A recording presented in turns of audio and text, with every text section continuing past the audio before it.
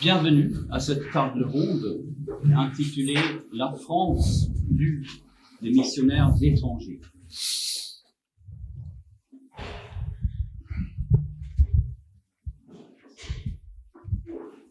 La France vue des missionnaires étrangers. Ça y est, je m'entends moi-même, hein, donc tout va bien. Un peu trop d'ailleurs. Oui, venez, on va commencer.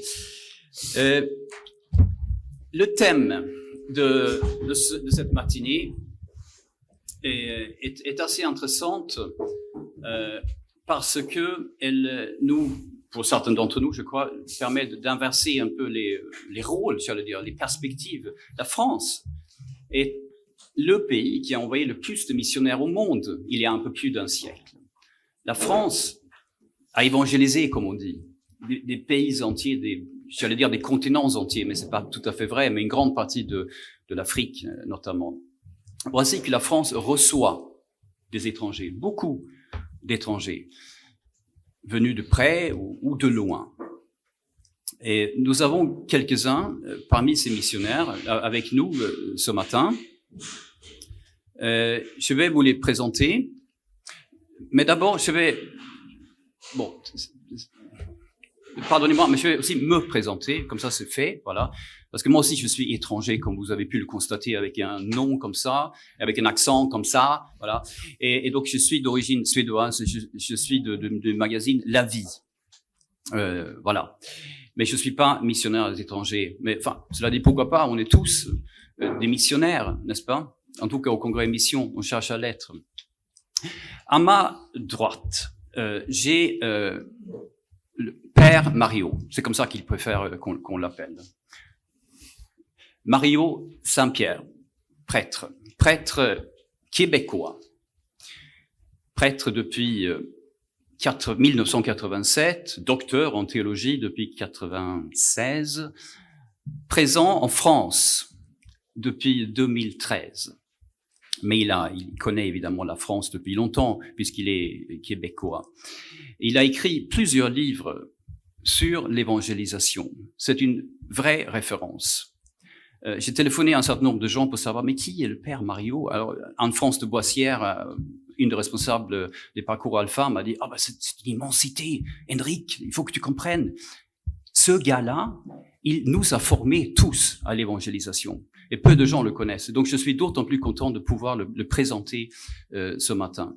Il a écrit donc plusieurs livres sur l'évangélisation, dont un qui est appelé L'Église en croissance. Et le premier tome, c'est les fondements bibliques de la croissance. Alors moi j'adore ça, les fondements bibliques de la croissance, parce qu'il y a encore quelques années, en France, dans l'Église catholique en particulier, je dirais, de croissance. On n'est pas là pour faire des chiffres, on n'est pas là pour évangéliser. Mais en fait, si. Et il y a dans la Bible, on parle de ça. Bon, vous allez peut-être en parler tout à l'heure, je sais pas. Le Père Mario, il est donc en France depuis 2013 à titre permanent. Il est actuellement actif dans le diocèse de Nice, où il intervient très souvent dans des séminaires, dans des conférences, auprès des prêtres. À ma gauche, j'ai deux personnes issues du Brésil.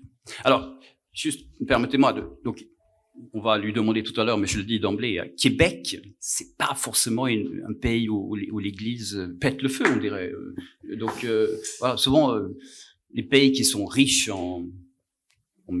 comment dire, où tout va bien, ils peuvent envoyer des missionnaires, mais c'est peut-être pas forcément le cas de tous les pays, donc il faut peut-être qu'on change un peu notre regard là-dessus. Alors qu'au Brésil, évidemment, là, l'Église, la plupart des églises, beaucoup d'églises pètent le feu, tout va bien, n'est-ce pas? Oui, peut-être. Et peut-être, oui. Voilà. Et donc deux personnes issues du Brésil, brésilien, Mariana Erhardt et Mateus Fonseca Pereira. Très bien. C'est un couple. Et je leur ai demandé de ne pas être d'accord tout le temps systématiquement parce qu'il faut qu'ils soient d'accord. Ils sont luthériens, protestants luthériens. Et je suis très heureux, vraiment, que cette table soit j'allais dire œcuménique, je préfère le mot interconfessionnel. Nous sommes là pour parler de la même mission, pour parler du même Père, du même Fils et du même Saint-Esprit. Et j'espère aussi que nous pouvons illustrer ça, en tout cas, ce matin. Donc, ne serait-ce que pour ça, merci. Muito obrigado. Et Mariana et Matthäus sont missionnaires. C'est leur job, en quelque sorte. Ils ont été formés comme ça dans leur église luthérienne au Brésil. Ils sont en France depuis 2017, où ils ont fondé une mission dans les milieux des jeunes professionnels, une mission dont vous nous parlerez, qui s'appelle Jeep. Jeep comme la marque de voiture, hein, Jeep. Donc, mais ce sont des initiales. Vous allez nous dire ce que c'est. Et vous êtes actif sur Lyon, en France. Je voudrais commencer par donner la parole au père Mario et ensuite à Mariana et à Matthäus. Mais je vous dis d'emblée, vous allez évidemment pouvoir poser des questions. Donc on va réserver un petit quart d'heure à la fin, peut-être même un gros quart d'heure, peut-être même 20 minutes pour des questions. Donc n'hésitez pas à les écrire dès maintenant. Et ensuite, entre-temps, moi je trouverai une organisation. Parce que si vous êtes très nombreux à poser des questions, on va pas forcément réussir. Donc réfléchissez bien dès maintenant à des questions. Père Mario, pourquoi êtes-vous venu en France? Qu'est-ce que vous allez faire ici? Quelle était l'idée du départ?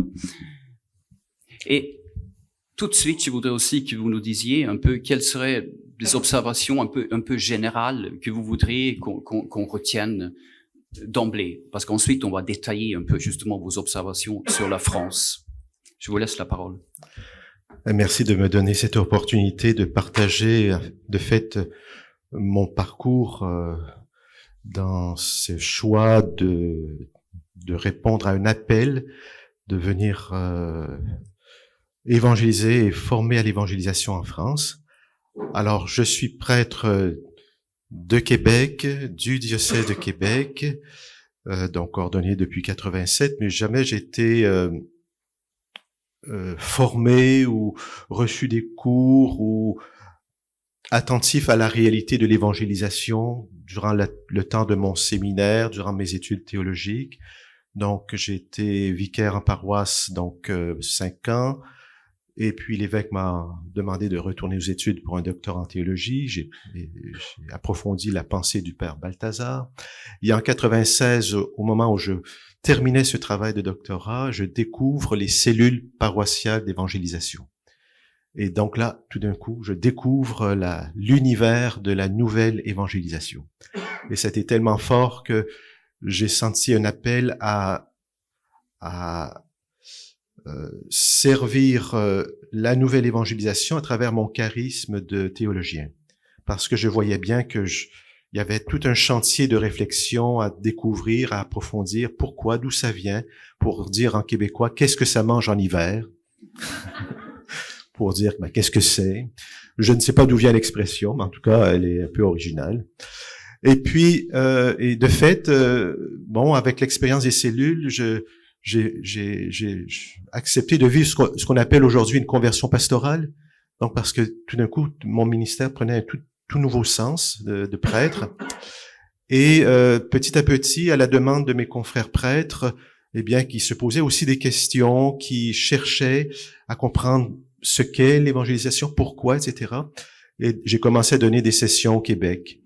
Et puis, comme j'étais dans le réseau des cellules en lien avec la France, petit à petit, j'ai reçu des demandes de la France parce qu'on s'intéressait effectivement à ces nouvelles questions. Et donc, en 2003-2005, j'ai fait un premier séjour à temps plein dans le diocèse de Toulon pour lancer un programme de formation diocésain qui s'appelait à l'époque Parcours Nouvelle Évangélisation. Je suis retourné au Québec en 2005 et bien qu'étant au Québec, je continue à recevoir des invitations pour des formations en France, en Italie, parce que l'expérience des cellules d'évangélisation s'est beaucoup déployée en Italie, donc je faisais partie de l'équipe internationale des cellules. Et puis, en 2012, j'ai dit à mes amis français que ça commence à être un peu difficile de répondre à tout cela, de venir en France, de faire ces nombreux allers-retours, décalage horaire, c'est un peu épuisant. Et quelqu'un a proposé pourquoi on pourrait peut-être demander à Monseigneur Rey de me réinviter pour répondre à ces demandes. Et de fait, c'est les demandes de formation qui ont fait que j'ai basculé du côté français. Donc, on a donc fait appel à vous. Voilà. Donc, depuis 2013, je suis en France. J'ai d'abord été accueilli dans le diocèse de Toulon. Et puis, depuis septembre 2021, je suis maintenant accueilli dans le diocèse de Nice, dans la paroisse d'Antibes, où il y a une équipe pastorale. Je pense que c'est un petit détail qui peut nous intéresser.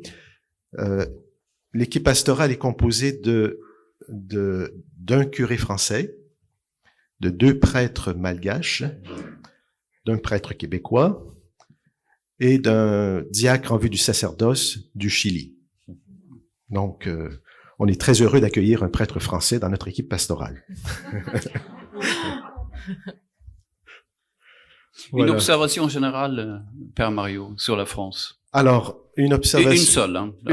Vous en aurez plein d'autres après à faire. Je dirais qu'il y en a 2.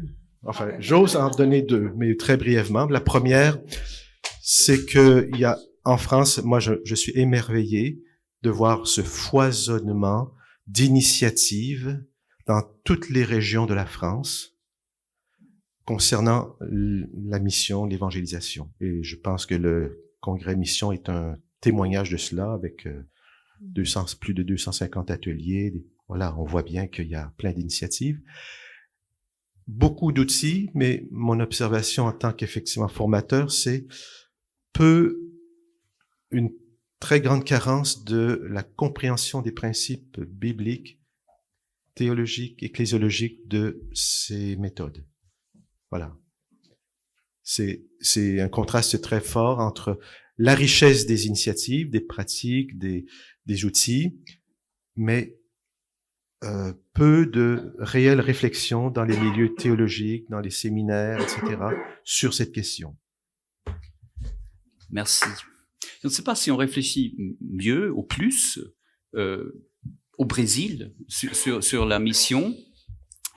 Alors, juste avant que vous commenciez, je ne sais pas si vous êtes comme moi, mais quand on parle du Brésil, on sait qu'il y a beaucoup de Brésiliens qui viennent chez nous dans l'Église catholique notamment. Il y a pas mal de Brésiliens qui sont présents actuellement en France en tant que missionnaires. Des milieux évangéliques également. Il y a beaucoup d'évangéliques qui viennent en France parce qu'il y a beaucoup d'évangéliques au Brésil. Mais vous êtes luthérien. Alors, moi aussi, j'étais luthérien. Je suis d'origine suédoise, donc comme tous les Suédois, on est plus ou moins luthériens, quoi. C'est une église qui va pas très bien. C'est le moins que l'on puisse dire. Oui. Contrairement aux églises évangéliques. C'est pas pour objectif. Voilà. Donc, comment se fait-il que vous, un couple brésilien du sud du Brésil, vous vous disiez, mais alors, on va aller en France, on va évangéliser. Racontez-nous ça. Je commençais. Bon, tout d'abord, merci beaucoup pour l'invitation d'être là avec vous. C'est un plaisir pour nous, en tant que Brésiliens à Lyon. Tout d'abord, pour vous dire un peu notre parcours aussi, à l'Église luthérienne au Brésil, ça fait déjà presque 30 ans, que dans l'Église luthérienne, il y a une fac de théologie pour les missionnaires, pour former des missionnaires. Donc, nous sommes venus de cette fac de théologie. En fait, nous nous sommes rencontrés à la fac de théologie luthérienne et missionnaire à Curitiba. C'est une ville au sud du Brésil. Donc, nous avons une formation à la mission urbaine pour faire des missions dans des villes et vraiment commencer à des projets missionnaires ou implanter des églises. Donc, il faut dire que, bien sûr, la majorité des ministères dans les églises protestantes sont des pasteurs, mais l'église luthérienne au Brésil, il y a plusieurs ministères, donc les ministères missionnaires, c'est un de ceux-là. Oui. Donc, c'était pas nous qu'avant de choisir la France, c'était la France que nous avait choisi, ou c'était Dieu qui nous a choisi pour la France. On avait dit, après la fac de théologie, on a travaillé, moi j'étais missionnaire dans une implantation d'église au sud de Brésil. Et pendant cette période, on a dit, nous sommes ouverts pour aller où vous voulez, au bout du monde, si vous voulez. On était prêts à partir. Et en fait, avec notre fac de théologie, il y a aussi ce qu'on appelle une agence missionnaire luthérienne, qui s'appelle Mission Zéro. Ça veut dire mission zéro. Ça commence du zéro. Pas du zéro parce que Dieu est toujours là. Voilà.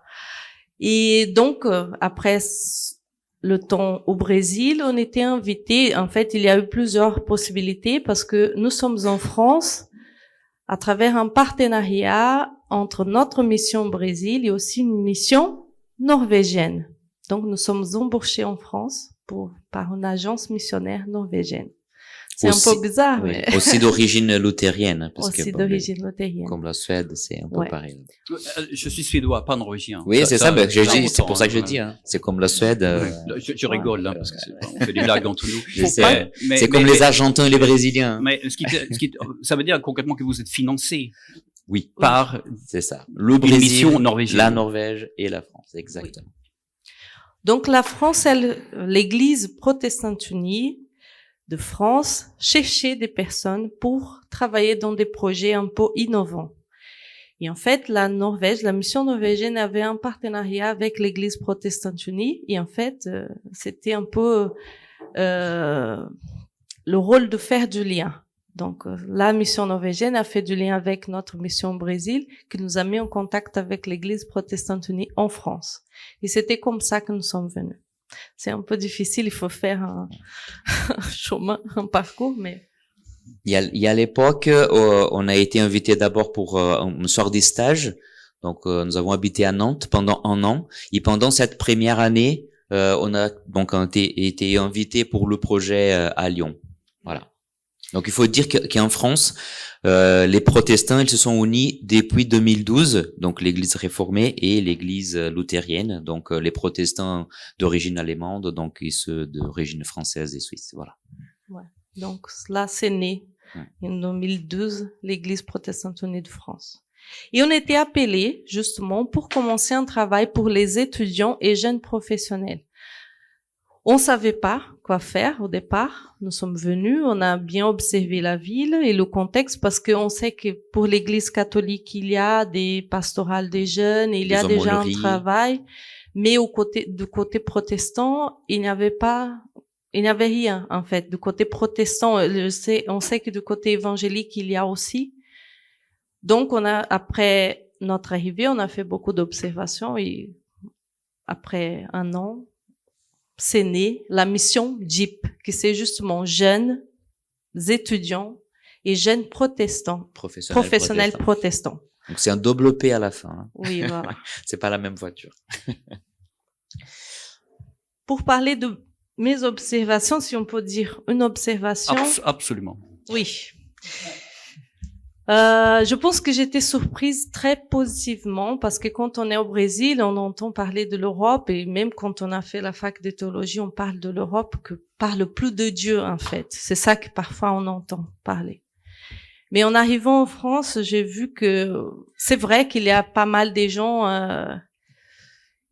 qui ont été jamais à une église par exemple ou qui viennent pas d'une famille religieuse ou soit catholique, soit protestante. Mais en même temps, à partir de notre ministère à Lyon, j'ai découvert que les gens, ils sont quand même, si je parle du côté des gens qu'on rencontre, qu'on croise, ils sont quand même ouverts à la spiritualité, à une discussion par rapport à la vie spirituelle et à Dieu. Donc ça, j'étais vraiment surprise, positivement. Donc, je m'arrête là. Si je peux compléter, donc du côté protestant, au moins nous, on n'a pas l'habitude d'utiliser un peu des habits un peu liturgiques comme Père Mario, et donc c'est pas évident que nous travaillons à l'église Et donc, pas mal de gens nous posent la question à un moment, on se croise, par exemple, j'ai souffert, j'ai une blessure dans mon pied, donc j'ai dû passer un traitement de rééducation. Donc, j'arrive au cabinet, qu'est-ce que vous faites dans votre vie? Je travaille à l'église à plein temps. Et donc, ça dégage déjà une conversation par rapport, parfois à la foi. Et en fait, comme Marianne a dit, c'est pas que les gens sont surpris du mauvais côté, mais au contraire, ils commencent à poser des questions. Et c'est très intéressant, en fait. Ils sont très intéressés. Vous avez parlé d'implantation d'églises. Ça, c'est quelque chose qui est assez fréquent, je crois, dans les milieux protestants, bien sûr. Plutôt les milieux évangéliques. Pour l'église protestante, c'est très nouveau. Très nouveau en France, en fait. Donc, implantation d'église, ça, c'est quelque chose qui se fait aussi dans les milieux catholiques, au sens où il y a implantation de paroisses. Et ça se fait aussi en France. Je me tourne maintenant à nouveau vers Père Mario. Et je voudrais que vous développiez un peu ce qui serait pour vous des enjeux spécifiques à la France. Vous avez parlé d'un enjeu qui est en gros pas assez de réflexion sur l'évangélisation. À la réflexion au niveau des séminaires, des théologiens, à la catho, ils parlent pas assez d'évangélisation, c'est ça? Si vous le dites pas, je le dis, parce que j'y suis. Donc voilà. Vous m'enlevez les mots de la bouche. Soyons francs. Voilà, mais ouais, clair. Mais des enjeux spécifiques en général. Alors, moi, mon regard, évidemment, il est celui d'un théologien qui réfléchit sur les fondements. Quand on regarde une cathédrale, on est émerveillé de voir la beauté, la grandeur, le volume, Mais en fait, le théologien, lui, s'intéresse plutôt aux fondations. Qu'est-ce qui permet à cette église de s'élever si haut? C'est qu'il y a des fondations. J'ai eu la joie, il y a quelques années, de la Chartre et de vivre une visite nocturne dans les fondations de Chartres. C'est magnifique. Et c'était toute une expérience. Et donc, on passait de ce lieu des fondations pour comprendre effectivement comment c'est possible de créer un tel chef-d'œuvre. Donc, on a entendu hier Raphaël Cornu-Ténart dans cette soirée de lancement qui a cité le magnifique texte de Paul VI, Evangelii Nuntiandi, qui est, à mon avis, le texte le plus important, le texte pontifical le plus important du XXe siècle. C'est le texte de référence pour comprendre la nouvelle évangélisation. Et dans ce texte, au numéro 14, il le dit bien, l'Église existe pour évangéliser. C'est sa mission essentielle, son identité la plus profonde. En fait, dans cette phrase, il a résumé tout l'appel prophétique du Concile Vatican II dans ce renouveau missionnaire. Que les papes qui ont suivi Jean-Paul II par l'expression nouvelle évangélisation, et puis maintenant avec le pape François par l'appel à cette conversion pastorale. Alors comment se fait-il que ce qui est le plus important dans la vie de l'Église est si peu considéré par les facultés de théologie ou les centres de formation? C'est une question que je me pose depuis 20 ans. Et ça, je pense que en France, il y a une telle richesse d'expérience, d'initiative, il y a une créativité extraordinaire dans la pratique de l'évangélisation. Et en contraste, comme je l'ai déjà indiqué, en fait, il y a peu de ressources authentiquement théologiques pour donner, je dirais, de la cohérence, de l'organicité, une plus grande fécondité, parce qu'il ne s'agit pas de rationaliser pour le plaisir de rationaliser, mais pour rendre encore plus féconde cette expérience. Parce que dans la vie de l'Église, souvent, c'est ce qui se passe dans l'histoire de l'Église, c'est que l'expérience précède la réflexion. C'est d'ailleurs comme ça que les écrits du Nouveau Testament ont été écrits. Il y a eu d'abord l'expérience de la prédication des apôtres, et puis ensuite, il y a eu les écrits du Nouveau Testament, les évangiles, les lettres de Paul. Voilà. Et c'est un peu la même chose. Je pense qu'il faut maintenant entrer dans une phase où en France, devant cette richesse d'expérience, il y a un appel à ouvrir davantage pour mieux fonder, comprendre ce qui permet cette fécondité missionnaire. Enfin, ça, c'est mon regard de théologien. Bon, c'est pas juste le regard d'un étranger, mais c'est le regard d'un théologien. Et votre regard de pasteur, puisque vous êtes aussi pasteur. Oui, parce que principalement, moi, ma mission, c'est de former des pasteurs qui veulent renouveler leur dynamique missionnaire dans leur propre milieu. Donc, c'est pour ça que, bon, au début, j'œuvrais beaucoup avec les cellules paroissiales d'évangélisation. J'ai travaillé avec, à l'époque, quand je suis arrivé en 2013, avec l'équipe Alpha Talentéo pour lancer les parcours pasteurs selon mon cœur. Et puis, petit à petit, j'ai vu qu'il fallait aussi développer quelque chose d'assez spécifique en fonction de ma réflexion de formateur. Ça s'appelle l'écosystème pastoral, c'est-à-dire un lieu où effectivement, on apprend à travailler ensemble, à partager ensemble. On se considère être une communauté d'apprentissage pour apprendre ensemble comment comprendre ces principes, les appliquer et les rendre encore plus féconds. Merci. Vous partagez cette idée selon laquelle il n'y aurait pas assez encore une fois, donc de réflexion théologique sur l'évangélisation. Et puis encore, je repose la question. Donc, est-ce que vous voyez des enjeux spécifiques à la France et donc d'autres enjeux spécifiques que celui-là, si c'est un enjeu pour vous? C'est vrai que Père Mario, il a beaucoup plus de connaissances grâce à son expérience en France. On découvre encore parce qu'on n'a pas passé par des facultés des théologies protestantes en France, mais ce que on écoute de nos collègues, c'est exactement la même chose. Donc, comme aujourd'hui des théologiens missionnaires que nous sommes, nous voyons que les facultés protestantes forment vraiment à une profondeur de pensée, mais les études des missiologies et des missions vraiment sont plutôt les études historiques.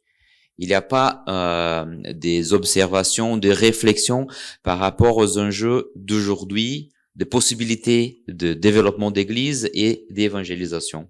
Donc, c'est exactement pareil, ce que nous voyons du côté protestant.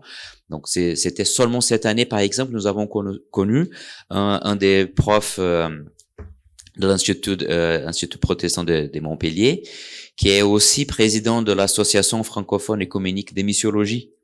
Donc, on savait même pas que ça existait. Et donc, c'est très bien de voir que même les études de missiologie aujourd'hui, on peut faire ensemble et pas isoler chacun de son côté. Donc, on voit qu'il y a un champ pour ces développements-là. Et n'hésitez pas à parler d'autres domaines aussi. Oui, bien sûr. D'autres observations qui portent sur pas seulement la théologie et la formation. Mais si je peux penser au Brésil, par exemple, là-bas, on trouve vraiment de livres qui parlent de mission, même des livres catholiques et protestants, évangéliques. C'est vrai que quand on parle de la France, c'est difficile de trouver parfois des pensées ou de réflexions théologiques par rapport à ce sujet. Pour moi, l'enjeu, c'est aussi de travailler ensemble. Cet échange d'expériences, je pense, théologique, elle est très importante, mais aussi les échanges d'expériences de vivre cette mission ensemble. Là, nous sommes très reconnaissants parce qu'en France, et ça pour vous dire, en France, on a la grâce de pouvoir vivre un travail interconfessionnel ensemble. Je ne sais pas si vous avez déjà entendu parler, mais à Paris, il y a la Maison d'Unité. Et nous avons commencé, il y a 4 ans, nous commençons la 4e année, nous avons commencé ça à Lyon, grâce à justement ce partenariat ou cet échange d'expériences de vie commune, parce qu'il y a un groupe toutes les confessions chrétiennes, je pense, à Lyon, que se retrouvent pour prier ensemble il y a des années. Et à partir de cette vie commune, de ce temps de prière, de vie spirituelle ensemble, sont nées des initiatives d'évangélisation aussi ensemble. Je pense que l'enjeu aussi, bien sûr, c'est à partir d'une réflexion théologique par rapport à la mission, de vivre aussi ça en vrai, d'échanger, parce que parfois, surtout pour nous, du côté protestant, on parle de mission, mais à mon avis, pas assez.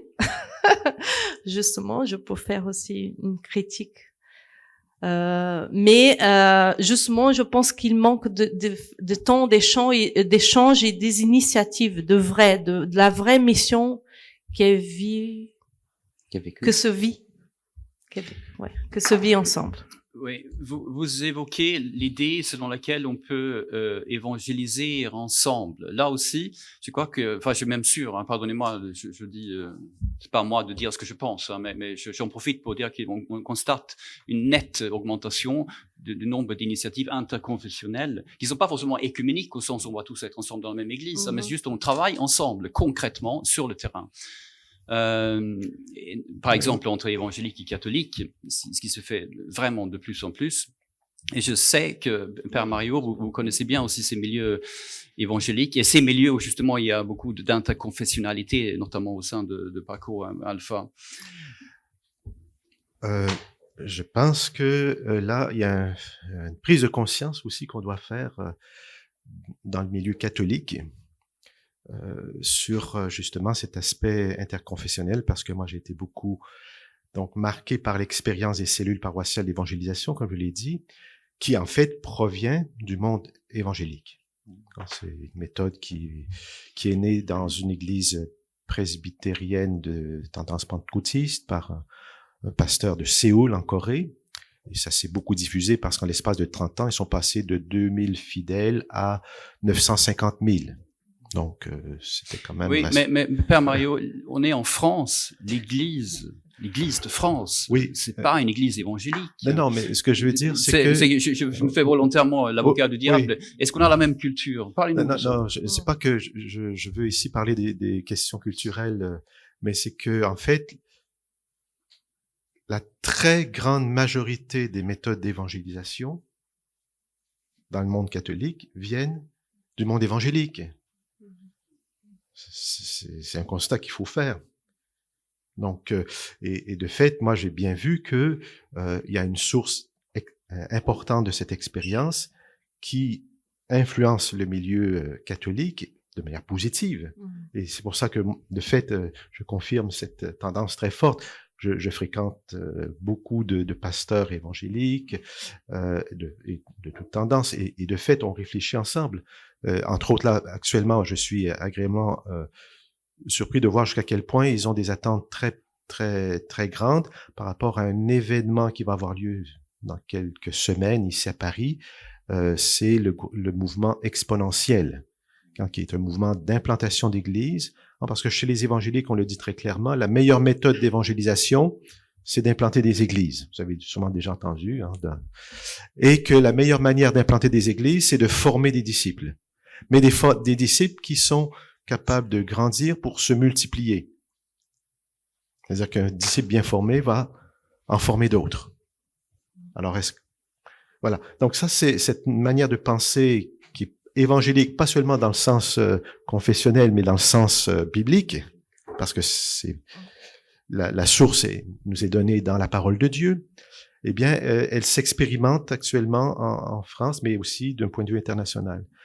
Et ce qui est intéressant pour nous, et d'ailleurs là, il y a une réflexion assez intéressante aux États-Unis, on a même développé le concept en anglais « evangelical catholicisme », le catholicisme évangélique. C'est-à-dire le catholicisme qui se laisse renouveler par cette mouvance évangélique qui veut renouveler l'Église par l'évangélisation, la formation de disciples, le développement de leaders, l'implantation d'églises, dans toutes les sphères de la vie ecclésiale. Donc là, il y a quelque chose qui bouge effectivement aux États-Unis concernant ce concept. Merci. Je voulais en fait que vous nous parliez des freins à l'évangélisation en France. C'est une question très très très générale. On a bien compris qu'il y a un frein qui viendrait peut-être des facultés en fait, des facultés catholiques qui finalement ne forment pas tellement en matière d'évangélisation, donnent très peu de cours en la matière. Je peux en témoigner personnellement, hein, donc c'est pas. Mais on en a parlé de ça. Mais est-ce que vous voyez d'autres freins en France? Mais des freins que je ne sais pas si vous pouvez aussi comparer par rapport au Québec, parce que au Canada ou au Québec, où l'Église va mal aussi. Peut-être c'est la même chose. Moi, bien sûr, on peut parler de freins, de résistance, mais j'ai été beaucoup formé quand je suis arrivé en France par cette nouvelle approche qui pourtant provient d'Amérique, mais que j'ai découvert ici en France, qui s'appelle l'approche appréciative. L'approche appréciative, c'est-à-dire que oui, on peut bien sûr tenir compte des éléments négatifs, des éléments de résistance ou des problèmes, mais il y a beaucoup plus d'éléments positifs que d'éléments négatifs. Et on peut situer le problème non pas parce qu'en fait, un des principes de l'approche appréciative, c'est de dire que si on se concentre sur l'élément négatif, on va s'enliser dans le problème. Hein. On identifie le problème, on étudie le problème, on analyse, on creuse, on approfondit et on s'enlise dans le problème. Ouais, c'est un peu caricatural comme expression, mais ça dit bien les choses. Celui qui m'a formé à l'approche appréciative me racontait ce fait suivant. Parce qu'on sait qu'en France, 80% des parents, quand ils regardent le bulletin scolaire de leur enfant, regardent la note la plus basse. On voit le point négatif. Alors un jour, ce formateur me dit, mon fils ado ne veut pas me montrer son bulletin scolaire. Il se passe quelque chose. Donc, il voyait déjà un gros point rouge, un gros problème. Alors, il s'est dit, je vais peut-être appliquer dans ma famille l'approche appréciative. C'est une belle opportunité. Alors, effectivement, quand il a vu le bulletin scolaire de son fils, il a regardé la note la plus haute et il lui a posé la question, qu'est-ce que tu as fait pour réussir cette note? Qu'est-ce que tu as fait? Quelles sont les ressources? Voilà. Il a pris la deuxième note. Et à la fin, quand il est arrivé sur la note catastrophique, il a dit, mais qu'est-ce que tu peux faire avec tout ce que tu m'as partagé de tes forces, de tes talents, de tes ressources? Qu'est-ce que tu peux faire? Le jeune a compris. Et puis, il a vu qu'on pouvait lui faire confiance malgré le problème. Et de fait. Alors, apprendre à regarder. Et ça, je pense que c'est le problème de la culture française, c'est l'esprit critique. Peut-être trop critique parfois. C'est un poison. Moi, j'ose le dire, c'est un poison. L'esprit critique est un poison. À l'intérieur. Ouais. Parce que, oui, il faut faire preuve de discernement, de réflexion, de jugement sur des réalités. Mais on peut aussi regarder la réalité de manière positive, de s'enrichir mutuellement, de voir qu'on a déjà des expériences de réussite, on a du potentiel, on a plein de ressources, de qualités, elles sont inépuisables, et on peut aller de l'avant. Et ça, cet écrasant esprit critique qui cherche constamment à voir le négatif et à nourrir ce négatif, c'est quelque chose que moi, comme étranger, j'ai bien de la difficulté. Et heureusement que l'approche appréciative m'a aidé à effectivement regarder les choses avec beaucoup plus de joie, d'espérance. Voilà. Je sais pas comment vous voyez. Oui, merci, oui. Ouais. Donc, on se tourne vers le Brésil. Vous partagez cette impression? Est-ce que vous voyez d'autres freins? Oui, il y a aussi deux autres choses. Je crois que peut-être une chose qui, avant quand Père Mario parlait, ça me venait en tête, c'est aussi la vitesse dont le monde a changé au cours du XXe siècle et le temps que l'Église a commencé à comprendre qu'il fallait aussi changer pour s'adapter. Et donc c'est pour ça que je crois qu'il y a eu ce déclin partout, hein. C'est vrai qu'il peut être d'abord en Europe, à cause de la déchristianisation déjà, parce que cette idée de chrétienté, on n'a pas eu la même situation en Amérique, on peut dire d'une façon générale. Et là, pour le bon, il est pour le bon et pour le mauvais. Le Brésil, il est très influencé par une théologie qui vient des États-Unis. Et ça, quand même, nous a influencé dans l'église luthérienne. Mais pour le bon côté, on a compris, parce que les luthériens, au Brésil, c'est des héritiers des Allemands qui sont venus donc de l'Allemagne au cours du 19e siècle. Et là, l'église luthérienne a été fondée. Mais à un moment donné, ça a été devenu des clubs des Allemands, ou des clubs des enfants des Allemands, parce qu'à un moment donné, c'est plus des Allemands, même si les gens dans ces têtes se considèrent encore des Allemands. Et donc, à un moment donné, on a commencé à comprendre, OK, il faut changer ça, parce que sinon, nos églises seront mortes d'ici 10-20 ans. Et c'est comme ça qu'un Fonseca Pereira vraiment brésilien est arrivé à l'église. Moi, j'ai été évangélisé par mes collègues du lycée. Donc, déjà, avait vécu une communauté qui évangélisait. Donc, c'était pas que des pasteurs qui évangélisaient. Et en arrivant en France, on voit, c'est exactement pareil. Du côté protestant, on voit que les églises qui ont une administration plutôt très horizontale, donc on essaie d'être tout le monde d'accord aussi. On a beaucoup implémenté cette idée de l'administration française qui est très bureaucratique parfois. Et donc, on sent le poids de l'administration française, même à l'intérieur d'une paroisse. Donc, parfois, il y a des niveaux de discussion qui remontent, un peu comme Père Mario a dit aussi, pour prendre une décision et pour prendre un changement. Parce que c'est ça, l'autre côté. On vit comme Église, peut-être vous, du côté catholique, c'est un peu plus lourd, les poids de la tradition. Donc, il faut se poser la question, est-ce que les gens, parce qu'ici en France, on voit aussi qu'il y a la culture de l'athéisme comme une compréhension du monde. Donc, on peut dire qu'il y a même la religion athéiste. Donc, pour une personne qui vient de l'athéisme, mais qui est aussi intéressée par la spiritualité, qui ose pousser nos portes, qu'est-ce que ça le parle? Déjà, d'avoir nos immenses églises ou temples. Est-ce que ça le parle aujourd'hui? Notre liturgie, quand on arrive dans une église et on parle des choses qui on se parle jamais ailleurs, est-ce que les gens comprennent tout ça? Donc pour moi, je vois aussi que c'est pas des traditions, et parfois, bien sûr qu'ici en France, les poids des guerres des religions est très fort, et on voit que beaucoup de monde sont très réticents à la religion à cause des guerres du passé. Heureusement, c'est pas la même chose aujourd'hui, et on peut être tous ensemble ici pour discuter par rapport à ça. La preuve. Donc, oui, voilà. Donc pour moi, c'est un peu ça. Je sais que Marianne veut compléter avec quelque chose. Ouais, pour ne pas trop parler, mais je pense que un des freins, c'est aussi qu'on n'ose pas témoigner. On a peur parfois. On pense que les gens, ils sont pas intéressés. Mais si je peux dire quelque chose, je pense que Dieu nous appelle à oser, à témoigner. Vraiment, notre foi et partager ce qu'on croit. Pas tout à fait des, comment on dit, bon, ça c'est un gros mot, hein, de faire le prosélytisme, ça c'est un mot ça fait peur. Mais on peut témoigner notre foi aux gens qui sont autour de nous et parfois on n'ose pas, on a peur.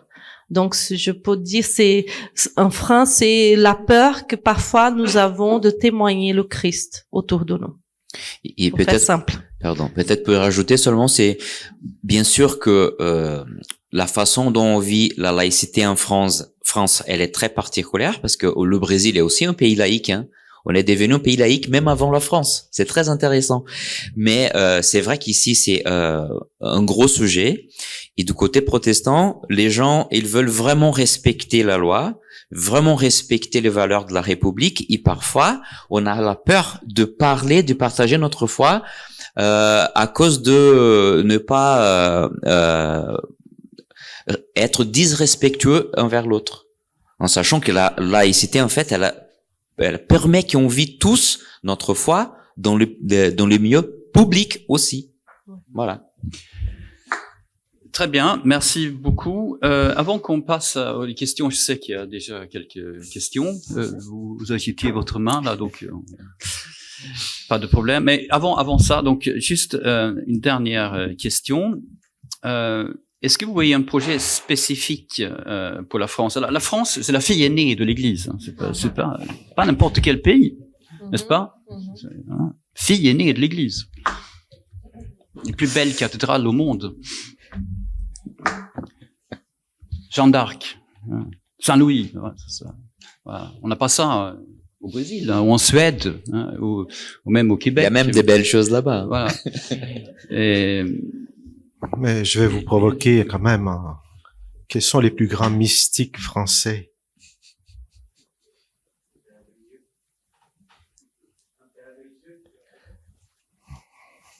Ah oui, c'est sûr que là, c'est une bonne réponse. Oui. Là, j'avoue que ça m'embête, mais...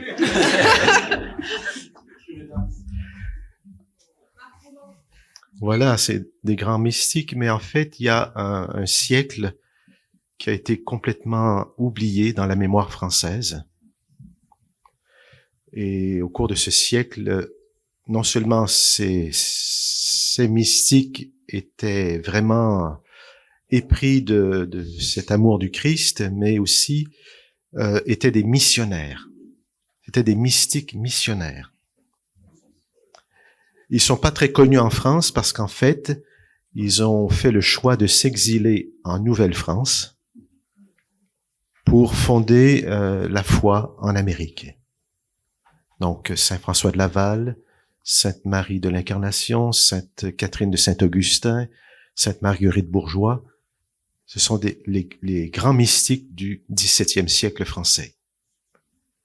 L'école française de spiritualité, oui, déjà, mais en fait, les plus grands mystiques ont été missionnaires. Et si vous lisez les œuvres de ces auteurs, vous verrez bien que, en particulier Marie de l'Incarnation, que c'est du costaud. Donc, je veux dire par là que un projet spécifique pour la France en tenant compte de ce qu'est la France. Voilà. Depuis longtemps. De son histoire. Et son évolution. Et de sa capacité de faire mémoire et de sortir de la blessure française fondamentale qui est la blessure du XVIIIe siècle de la Révolution. Parce que je pense que cette blessure, elle est profondément enracinée. Tout comme nous, Québécois, on est profondément blessés dans notre mémoire collective par le fait que la mère patrie ait abandonné la Nouvelle-France. Elle nous a laissés entre les mains des Anglais. Ah ben, c'est un peu cliché, mais voilà. Et ça, c'est nos histoires nationales font partie de fait de cette question du dessein de Dieu dans notre mission à la fois personnelle mais collective. Et parfois le regard étranger, je présume, peut effectivement par contraste apporter des éléments un peu neufs sur notre manière de voir ce qui se passe en France, mais aussi au-delà. Et bien sûr, compte tenu du fait que, vous l'avez mentionné dès le début, qu'au Québec, il y a un effondrement assez catastrophique du christianisme, eh bien, peut-être qu'un jour, il y aura d'autres mystiques français qui oseront traverser l'océan pour renouveler cette foi, parce que le plan de Dieu est mystérieux, mais il est. Quand j'ai dit que la France a une histoire particulière, hein, je voulais pas être ironique, hein, je le pense sincèrement.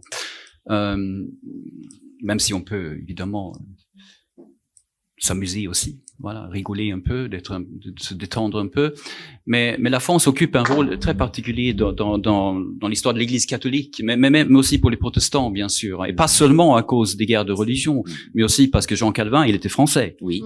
Donc c'était un des fondateurs de ce qu'on appelle aujourd'hui le protestantisme. Et si vous le saviez, il a eu le premier culte protestant en Amérique, au Brésil, avec les Français exilés à ces moments-là. Ouais. En tenant compte donc de cette longue histoire et la profondeur de ce christianisme qui est enraciné ici, pensons aussi à l'évangélisateur Saint Martin. Et vous, qu'est-ce que vous diriez? Quel serait un projet spécifique pour la France? Je crois qu'il n'y a pas un projet, considérant la diversité des cultures qu'on trouve dans le pays. Donc, on peut pas imaginer qu'avec un seul projet, on va pouvoir évangéliser tout le monde. Mais je les crois vraiment dans le pouvoir d'implanter des nouvelles églises, mais pas les églises comme on les connaît déjà aujourd'hui. Peut-être il faut penser à des possibilités. On va implanter une église dans un café, on va implanter une église dans une salle de sport, on va implanter une église dans une salle de concert pour pouvoir vivre l'église autrement. Je suis plutôt persuadé que nos grands temples et nos grandes églises, elles vont de plus en plus se vider. Ça va arriver, plus tôt ou plus tard. Parce que ce que nous vivons dans ces gros bâtiments, c'est pas la réalité de la majorité de la population.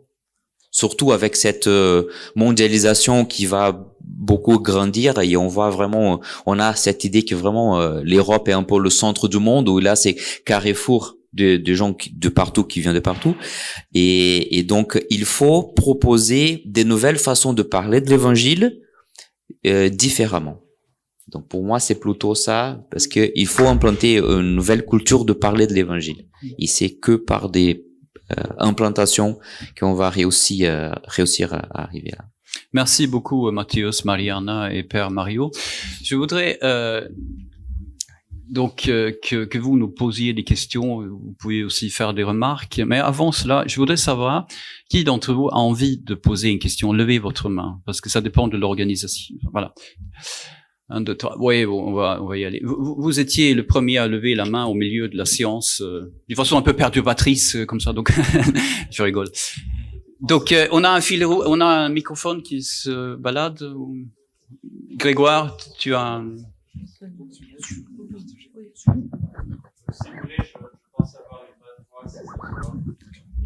C'est pour l'enregistrement, je crois aussi.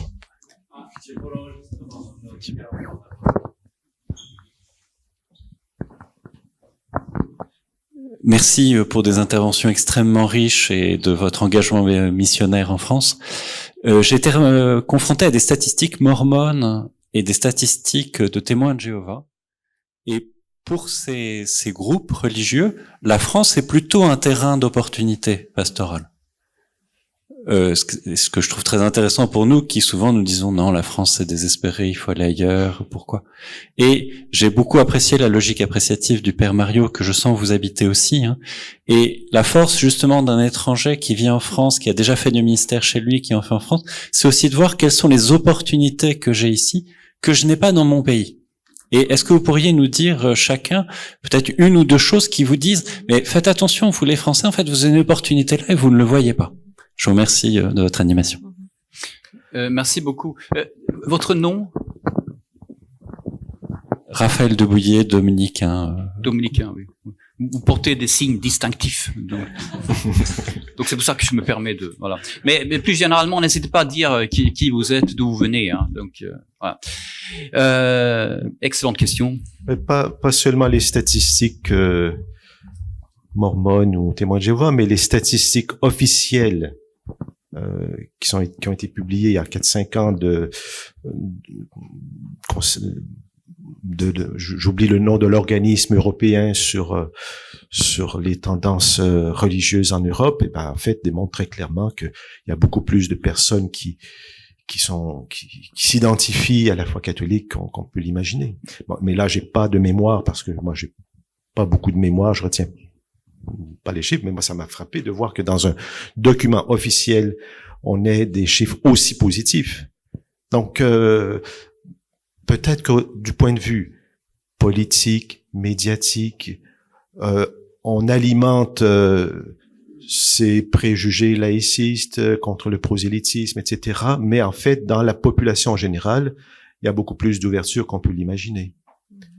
Et il y a même toute une partie importante des catholiques. Alors, il y a ceux qui fuient dans le passé, il y a ceux qui fuient dans le futur, les progressistes, traditionalistes, enfin peu importe, mais il y a aussi tous ceux qui sont à la marge et qui continuent à s'identifier à la foi catholique, mais qui ne se reconnaissent plus dans des formes ou dans une manière d'être catholique. Merci.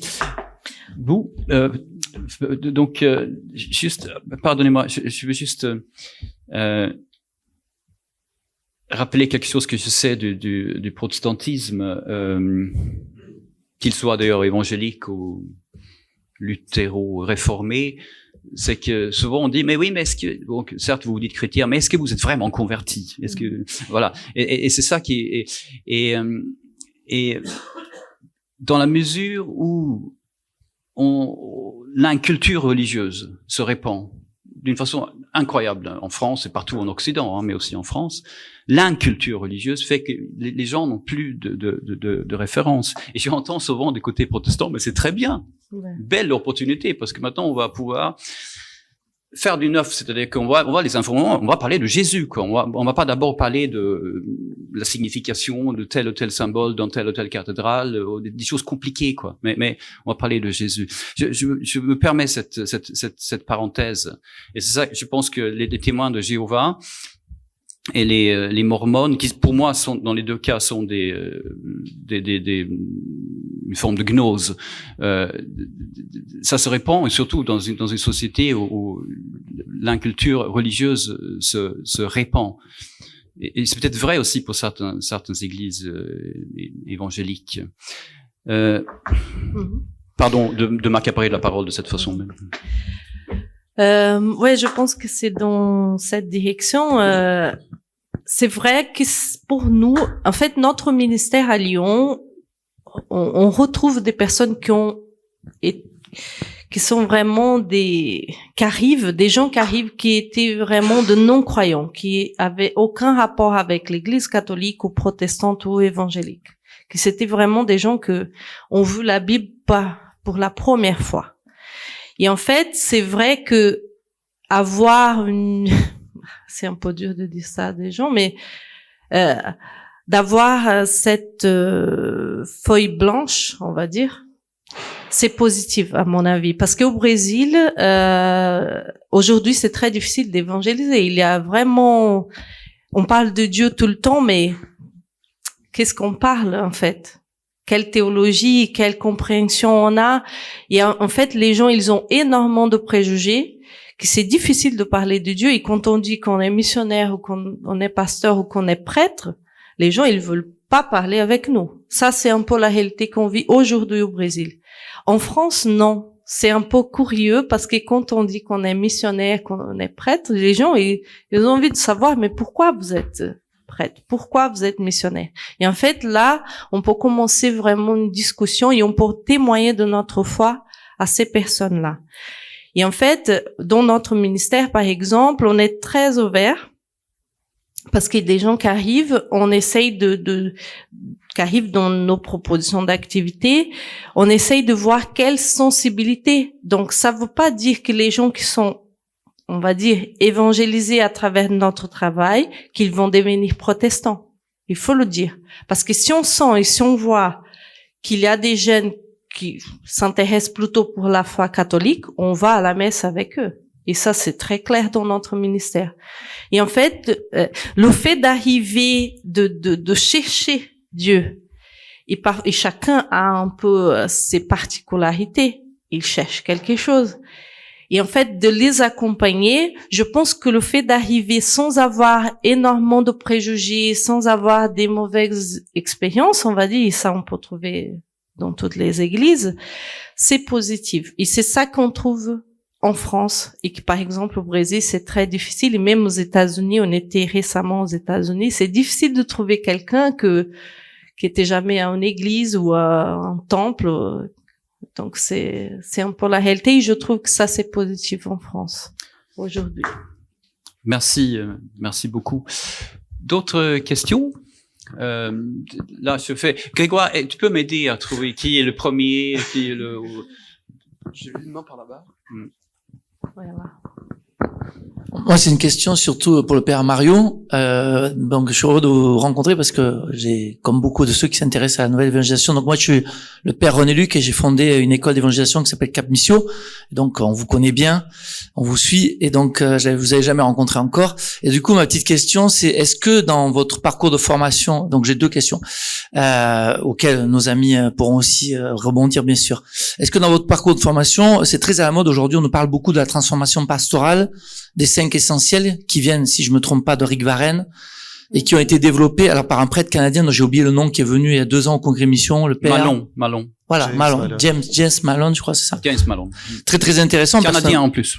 Voilà, canadien aussi. Et donc du coup, ma première question c'est est-ce que vous appropriez ces outils-là aussi? Est-ce que est-ce que c'est devenu un truc ce que vous avez dit tout à l'heure, attention, on s'inspire beaucoup des méthodes qui viennent d'évangile, mais j'ai pas compris. Alors j'ai cru comprendre que c'était pour un bien, mais j'ai entendu aussi que vous disiez qu'on creusait pas assez le côté théologique. Donc je voulais savoir si vous adhériez ou si pour vous c'est un outil parmi d'autres, ou si c'est un outil fondamental, parce que j'ai l'impression qu'aujourd'hui c'est un peu présenté un peu partout comme un outil fondamental. On s'inspire aussi des parcours alpha, et dans les parcours alpha, on reprend les 5 essentiels, il me semble. Hein. Donc on a le site La Transformation Pastorale, sponsorisé par Parcours Alpha, qui reprend les 5 essentiels de Rick Warren. Donc je trouve que ça fait un entonnoir. Donc moi je m'y retrouve très bien, il n'y a aucun souci, mais j'aurais bien avoir votre avis là-dessus. Et mon deuxième ça vient du Canada. Mon saint patron s'appelle René Goupil, il a évangélisé le Canada. Voilà. Mais du coup, ma question, vous avez aussi fait allusion, monsieur l'animateur, je me rappelle plus votre prénom. Émeric, pardon. A plusieurs fois cité le Canada comme étant un lieu un peu en difficulté à plusieurs reprises. Donc ma question, c'est puisque vous venez du Canada depuis 87, je crois que vous êtes prête, si j'ai bien pitché. Je vous demande et donc du coup, est-ce que vous arrivez à appliquer ces méthodes au Canada, ou est-ce que on a juste la recette, mais on n'a pas les restaurants. Enfin, voilà. Alors, oui. Alors, je vais vous obliger de faire très vite, hein, parce qu'on a d'autres questions. C'est énorme, c'est tout un thème que vous avez. On pourrait en parler plus longuement après dans la pause, mais disons effectivement que je vais peut-être être un peu caricatural, parce que je sais qu'ici dans la salle, il y a quelqu'un qui a fait un travail de licence sur le sujet. Donc, les 5 essentiels, il est juste devant vous, en fait. C'est le père Raphaël qui a fait un travail sur ce sujet, les 5 essentiels. Et donc, de fait, disons, voilà un exemple où on utilise l'outil en tant que outil en France, de manière assez générale.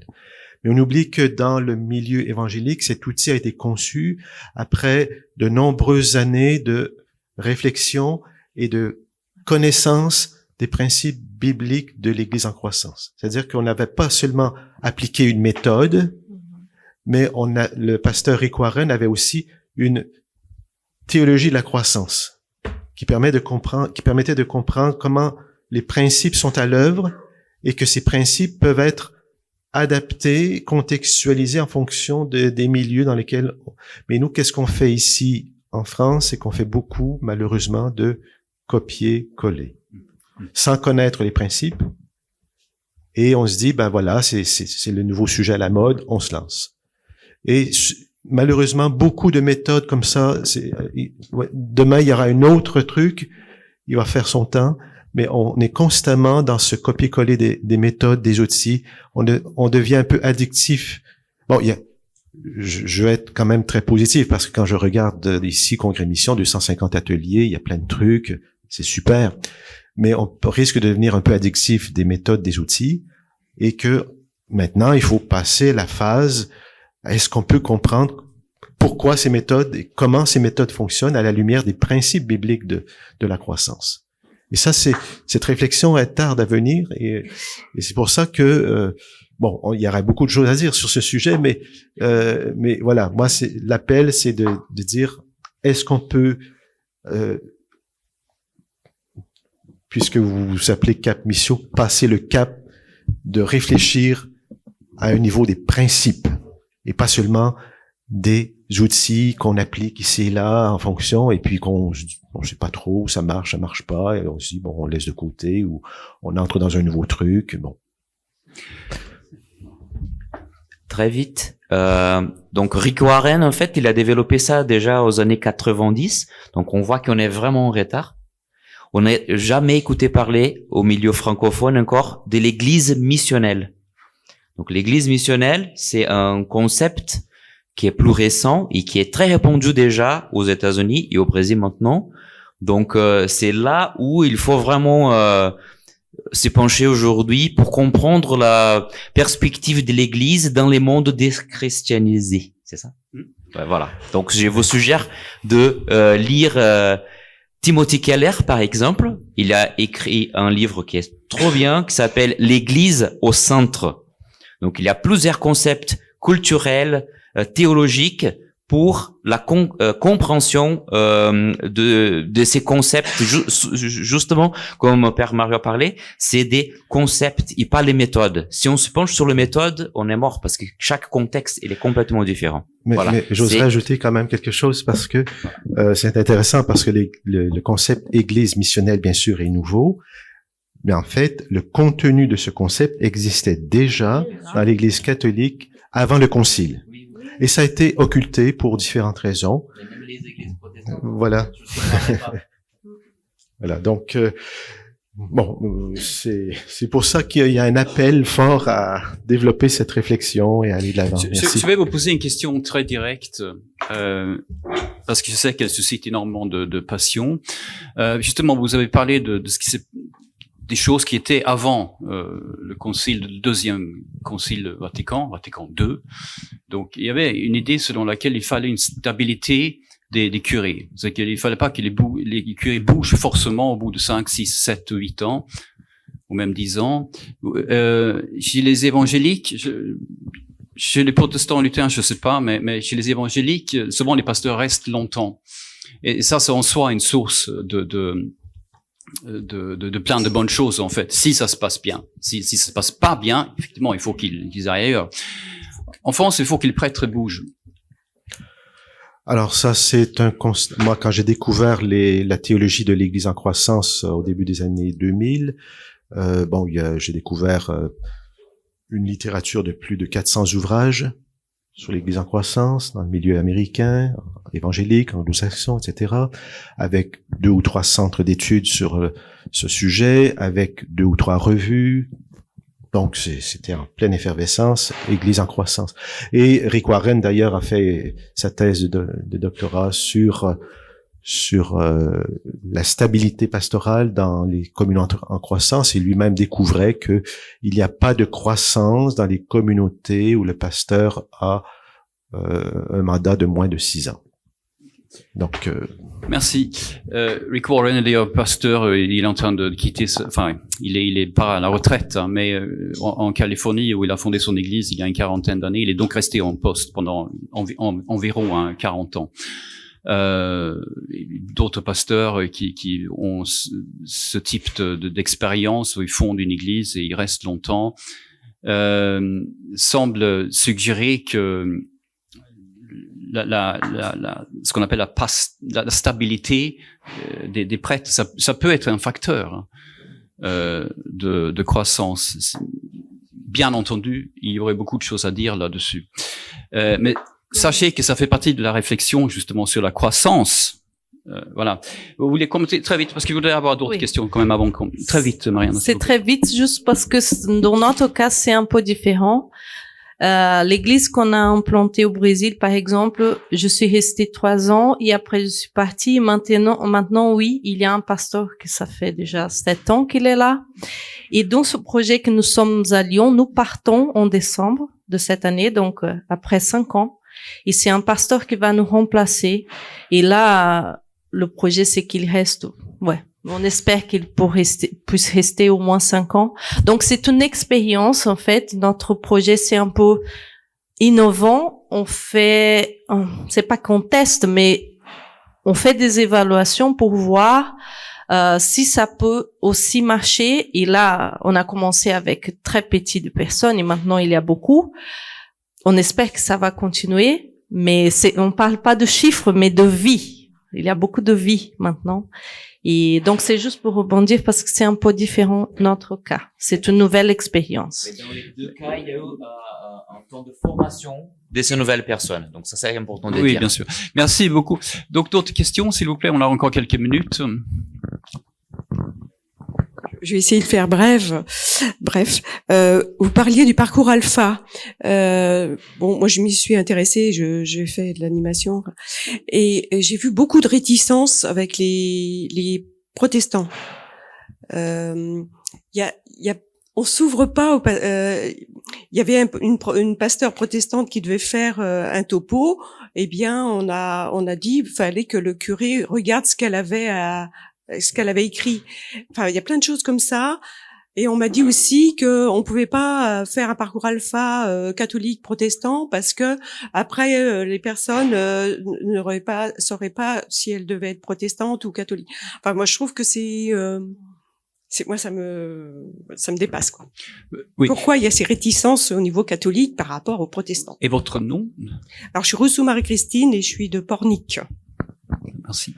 Alors, si vous voulez avoir une réponse de ce qui se passe dans le milieu évangélique concernant ces questions, il faut lire l'ouvrage du pasteur belge Eric Zander qui vient de publier L'Église sans les murs et qui montre en fait que les résistances qu'on peut découvrir dans le milieu catholique concernant les nouvelles approches d'évangélisation existent aussi dans les communautés protestantes évangéliques.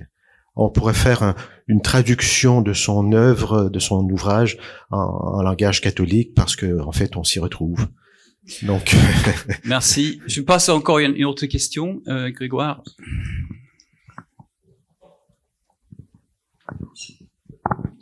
Merci beaucoup, frère Thomas de la Croix de la congrégation Saint-Jean.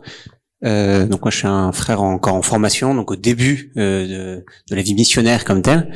Mais je suis quand même marqué. Enfin, j'ai beaucoup entendu plusieurs enjeux, notamment cette lourdeur de l'administration et de la hiérarchie française et catholique que je subis aussi parfois. Hein, enfin, comme je pense comme tout le monde. On parlait de la grandeur des églises qui sont parfois froides ou lointaines ou en tout cas incompréhensibles à déchiffrer pour beaucoup de nos contemporains. Et en même temps, j'expérimente dans les missions que j'ai pu avoir que justement les gens sont assez ouverts et surtout sont ouverts au sens dès qu'on leur réexplique les choses. Et je suis impressionné par exemple de voir que dans ces vastes églises qui peuvent paraître qui sont belles mais qui peuvent paraître indéchiffrables, dès que l'on redonne le sens des choses, dès qu'on explique le sens des murs, des lieux, de la liturgie, en fait ils sont souvent extrêmement intéressés, qu'ils soient pas croyants ou déjà en fait croyants, voire même pratiquants. En fait, il y a un renouvellement énorme qui se fait. Et tout à l'heure, vous évoquiez l'aspect de la France fille aînée de l'Église. Je suis marqué de voir quand même justement, on a un héritage extraordinaire. Alors, j'ai une mauvaise conscience de ce qu'il en est pour les luthériens et pour les autres églises, mais l'Église catholique justement a ce poids de la tradition, mais aussi cette richesse de tradition. On hérite de choses extraordinaires, et dès qu'on arrive à le transmettre, je remarque une flamme, enfin vraiment un feu qui se répand aussi. Et vous voyez ce que je veux dire, à travers le discours que vous m'avez donné aujourd'hui et cette expérience que j'ai l'impression d'avoir, enfin pas une opposition, mais quelque chose de ça. Est-ce qu'il faudrait laisser tomber en fait quelque part au moins pour un temps, est-ce que c'est ça votre propos, de laisser tomber un peu ce poids en fait de l'héritage pour pouvoir faire une première annonce et voilà, au risque de perdre beaucoup de choses, ou au contraire s'appuyer là-dessus? Je hoche la tête pour dire que je comprends la question, hein, pas pour voilà. Vous voulez commenter très vite, pardon. Ouais, je pense que vous avez déjà donné beaucoup de réponses parce que la grosse question, c'est que parfois on se rend pas compte que ces traditions, elles sont pas comprises pour les gens qui font pas partie de nos églises. Et en fait, quand on les informe, quand on les explique, ça on fait aussi beaucoup dans notre travail, et donner un peu le sens, pourquoi on fait comme ça, pourquoi on est comme ça, pourquoi on vit notre foi comme ça. Je pense que là, c'est un grand départ. Après, bien sûr, ça part aussi d'une grosse observation et d'une certaine sensibilité auprès les gens qui sont pas là. Mais parfois, c'est pas ça qui se passe dans nos églises. On pense les gens vont comprendre, ils vont arriver, nous sommes catholiques, ils vont arriver, ils vont comprendre. Nous sommes protestants, c'est pareil. Mais non, je pense que là, quand on explique, je suis totalement d'accord. Ça Merci, donne aussi madame. de sens aux Vous gens. voulez juste commenter très rapidement? Oui, très rapidement. En fait, vous donnez un très bel exemple de ce qui, à mes yeux, représente effectivement la véritable conversion missionnaire, conversion pastorale de l'Église. Cette conversion, en fait, c'est une conversion relationnelle. Dans l'Évangile, Jésus n'a pas institué une organisation. D'ailleurs, Marc le dit bien au chapitre 3, verset 14. C'est Jésus, oui, c'est Marc qui le dit. Il les institua, les 12, pour être avec lui. Jésus a institué des relations. Et ce qui a permis à cette personne de s'ouvrir, c'est parce que vous avez pris du temps avec cette personne, vous l'avez écouté, vous lui avez expliqué, vous lui avez parlé. Eh bien, c'est ça la véritable conversion de l'Église. Elle se trouve là, dans les relations. Pas dans les organisations, pas dans les méthodes, pas dans les trucs, les nouvelles modes. C'est la relation. Si les méthodes ne sont pas au service des relations, ça vaut pas la peine. Père Mario, merci. J'ai horreur de vous interrompre. Je pourrais vous écouter pendant des heures, y compris pour Matteo et Mariana. Muito obrigado, encore une fois. Et je suis obligé d'arrêter. Je suis censé donner une conclusion. Je vais vous le faire en quatre, non pas slogan, mais 4 points. Il faut plus de réflexion. Il faut plus de réflexion sur ce qu'on fait, si on veut évangéliser, y compris au niveau des facultés, des séminaires, etc. Réfléchir à ce qu'on fait, au concept, et pas tant qu'aux méthodes, et pas importer des méthodes, mais réfléchir. Formation des disciples. Esprit critique en France, c'est quelque chose dont on est très fier, à juste titre, mais est-ce qu'on va pas trop loin, parfois, en voulant systématiquement trouver la faille? Vous cherchez la faille, vous allez la trouver, hein? Et alors? Regardez ce qui se fait ailleurs, peut-être chez les évangéliques, peut-être chez les protestants luthériens réformés. On n'a pas parlé des orthodoxes, peut-être regarder aussi chez les orthodoxes. Pourquoi pas aussi chercher dans le monde non-croyant? Peut-être il y a des choses on n'a pas parlé de la musique, mais souvent les chrétiens s'inspirent beaucoup de la musique profane, hein. On fait ça depuis tout le temps. Ça, c'est un truc qu'on ignore souvent dans l'église catholique. Mais souvent, la musique qu'on aime dans l'église, elle vient, non, même pas des milieux chrétiens. Bon, bref, on peut parler de ça aussi. Le relationnel. Fondamental, si on veut comprendre ce qui se passe entre Jésus et nous. Une relation.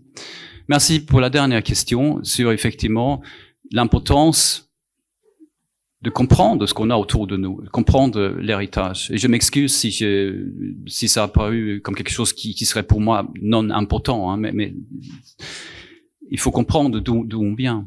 Merci infiniment pour votre participation. Vous pouvez sûrement rester quelques minutes discuter avec nos intervenants.